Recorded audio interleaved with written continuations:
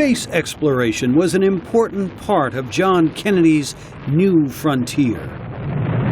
The President with Vice President Johnson watched the first manned launch to be viewed around the world. The early success of the Mercury manned space missions under Kennedy set the stage for the moon landing later in the decade and remains one of his signature achievements. Kathleen Kennedy Townsend is Robert Kennedy's eldest child and President Kennedy's niece. It was not about what I can do for you. It was, you should do this because it's tough, because it's difficult. We're going to go to the moon because it is hard and it will take all our best energies, but that will make us a better people when we do that. One of the most vexing issues John Kennedy faced while in office was civil rights. A few months before he died, Kennedy made a fresh appeal for action to Congress. We are confronted primarily with a moral issue. It is as old as the scriptures and is as clear as the American Constitution.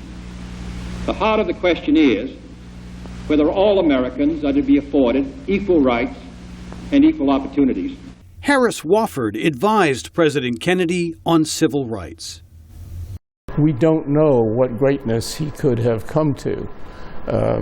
We lost somebody who was on the way toward greatness, in my opinion, at a time we needed that.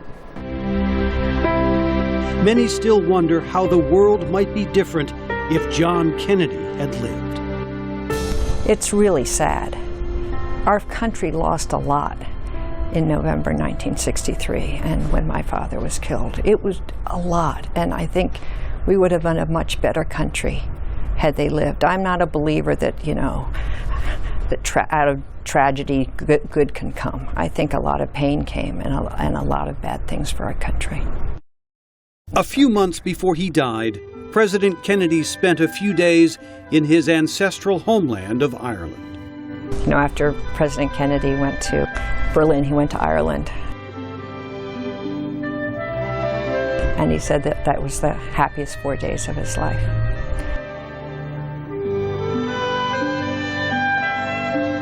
And when he was killed, he had a rosary in his pocket. And Jackie sent that rosary to the people of Ireland, to the town that his grandfather came from, because she knew how much he believed his values came from that Irish immigrant experience. The energy, the faith, the devotion which we bring to this endeavor will light our country and all who serve it.